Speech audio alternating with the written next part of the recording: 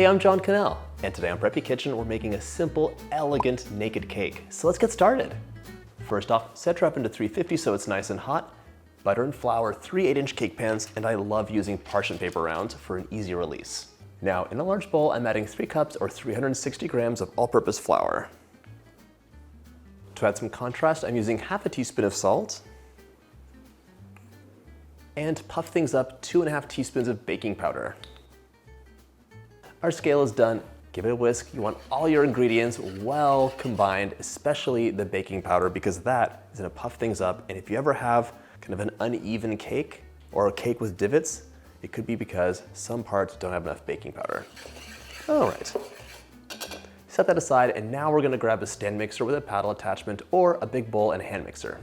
Into the bowl of my stand mixer, I'm adding 1¼ cups or 284 grams of softened, unsalted butter. You can see I can press down on it and it yields fairly easily, and the butter bends. This is the right consistency, so it really whips air into it once you add the sugar. 2½ sticks. Beat the butter on medium speed until it's nice and creamy. And now we're gonna add 2 cups or 400 grams of granulated sugar. This is doing 2 things. Yes, it's sweetening your cake, but it's also giving you a lovely, soft, pillowy consistency. More sugar gives you softer baked goods.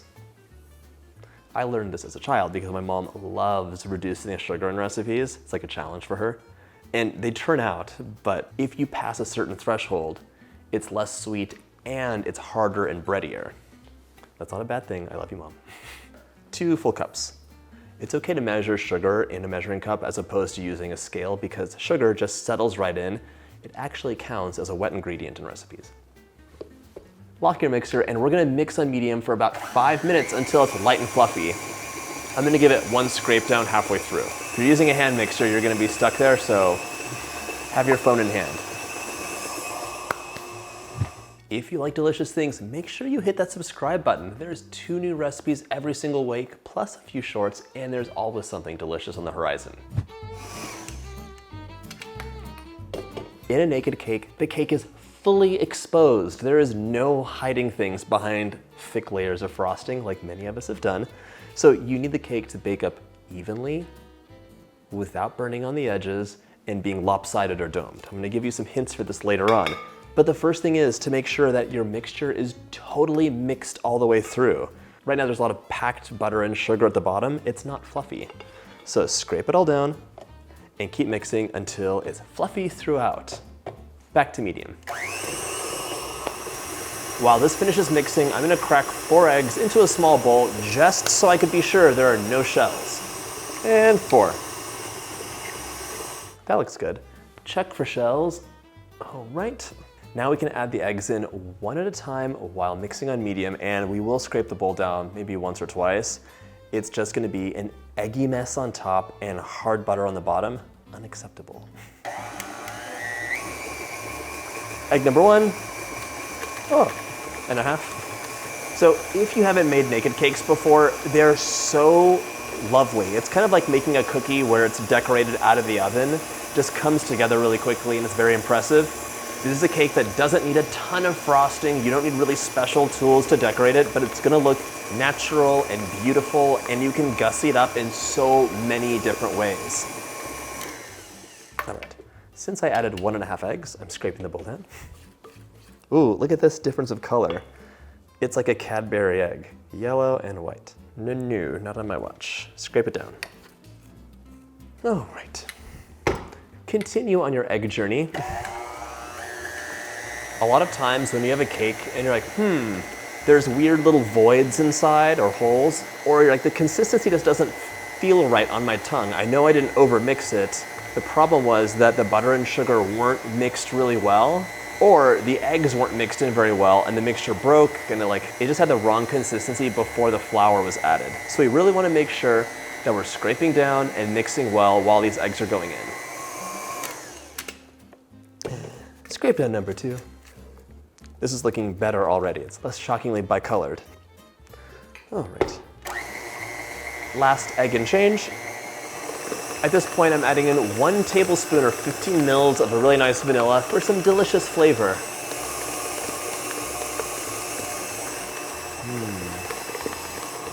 This looks lovely. I have to show you the consistency. It's cloudy and light and packed full of air. There you go, and it doesn't look like cottage cheese. I told you to prep your pans at the beginning of the video, but I actually forgot to do it. So butter and flour the side of your pans.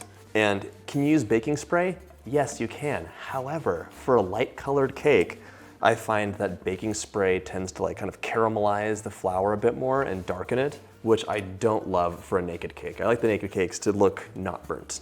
Parchment paper in the center. This is for an easy release. And you can buy pre-made cut parchment rounds if you like. It saves time. Grab a tablespoon of flour and just kick it around the side. And that should be really great for a wonderful release.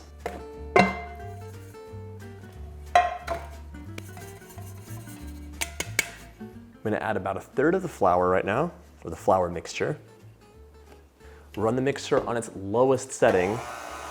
I have 1 1/3 cups of milk, and I'm gonna add that in 2 batches. A little bit more flour. We only do this so that things mix evenly.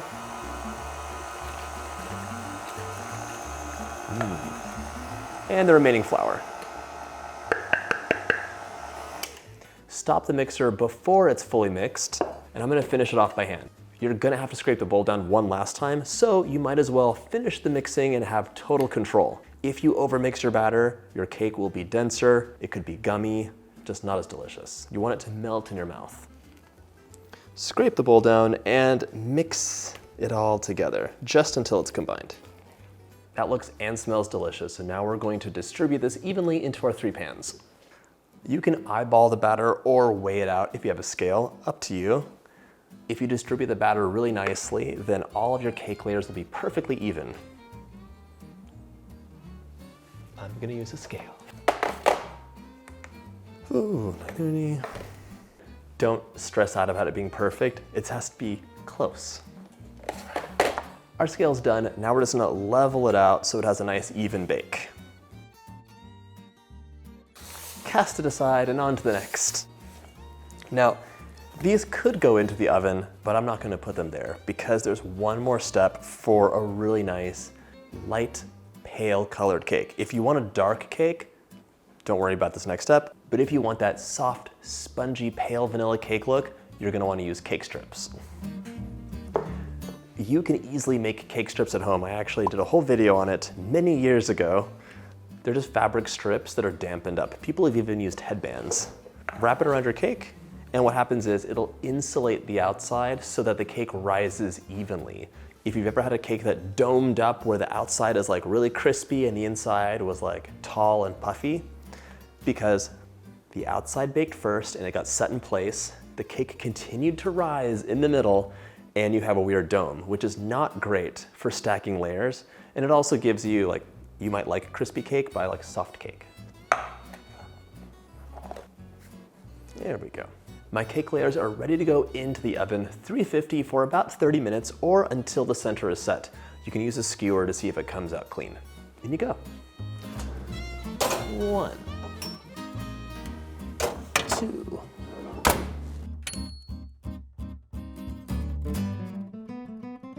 Allow your cakes to cool in the pan for 20 minutes, run a knife along the edge, and then invert onto a wire rack to cool completely.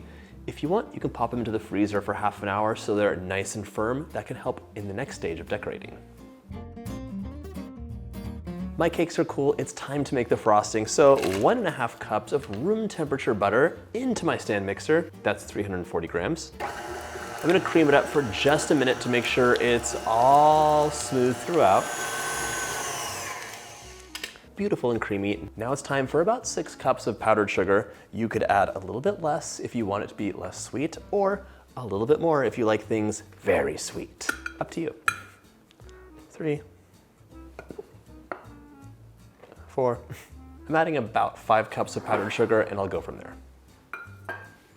Mix on low to start. Wait, whoops, I didn't follow the instruction at all. I didn't follow my own recipe at all. I just looked at it.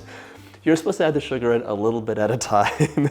So it's fine, it's all fine. This could work no matter what order you do things in. So Mix in all that sugar or add it in half a cup at a time, up to you.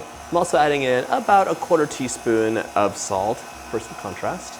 If you were adding the sugar half a cup at a time, you'd be alternating with about 5 to 6 tablespoons of room temperature cream. I'm just gonna drizzle that in since I didn't follow my instructions, but this has happened before and it's fine.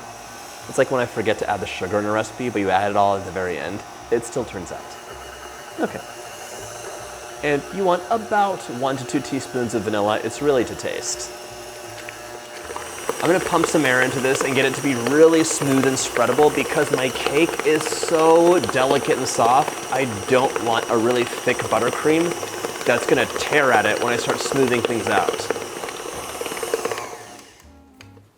One scrape down and we're just about there. This is light and cloudy on top and yellow and firm on the bottom, so not acceptable. It should be the same throughout. All right. Finish mixing and grab your favorite cake plate because we're about to assemble. This is like a light and delicate vanilla cloud right now. That's how American buttercream should be. But the one thing is, there's so much air in here, as it rests, the air bubbles will kind of connect and expand and your buttercream will become foamy. So use what you need and then just give it 5 seconds of mixing to let it come back together and be silky smooth. So I'm gonna keep this in here as I start assembling my cake and bring it all together. Place your cooled cake layer onto your cake stand. I wasn't kidding. And we're gonna spread about 1 cup right on top. I'm using a triggered ice cream scoop because it is the best way to transfer buttercream neatly, evenly, and accurately. 3 scoops, 1 cup. Spread it out. Continue building your cake. Next layer goes on, and 1 more cup of frosting. Naked cakes first became popular about 10 years ago in 2014. And I like naked cakes because I love the taste of cake and some frosting. Sometimes there's like just too much frosting on the side of a cake and it feels bad to like waste it and leave it. If someone else made you a cake and you left a bunch of the frosting on, it's kind of rude, I feel. So I love the proportion of cake to frosting you get. And I think it's really beautiful just to have like raw, almost unfinished edges and see like what's inside. It looks very rustic and inviting to me. Final layer right on top. There we go. I'm gonna add a fairly thick layer on top. And honestly, if you like the way your cake looks right now on the side, just leave it like that. That could be a plain, completely naked cake, but for most of us, it's gonna be a semi-naked look. And all that means is you smooth the frosting out on top a little bit, and now either using an offset spatula or a bench scraper, you're gonna wanna just smooth a paper thin layer of frosting on the side and allow the edge to look a little bit finished, but you can still see the cake through. Push the frosting into the nooks and crannies and then you can smooth it out. This is also known as a crumb coat because it's gonna capture all the crumbs in a cake. So if you're like, I love your cakes, John, but I don't wanna make a naked cake, make this, and then you can make a batch of Swiss or Italian meringue buttercream. You could make some more frosting that's vanilla and just coat it completely afterwards. This will go into the fridge, and then once it's nice and firm, add your final layer on, and it's gonna be pin sharp, super neat, and no crumbs. Okay, now I'm gonna scrape away any remaining frosting from the side of my cake so I can reveal those beautiful cake layers. If you have a turntable, it's so convenient and easy to decorate cakes. Clean the side up one final time. Use your offset spatula to pull the top in as you turn. Top with sprinkles, candles, mixed berries, or whatever you'd like, and then it's ready to enjoy.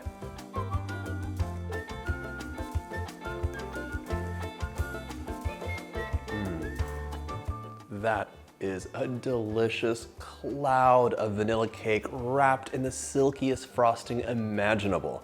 I hope you get a chance to make this recipe, and if you like this video, check out my easy cake playlist.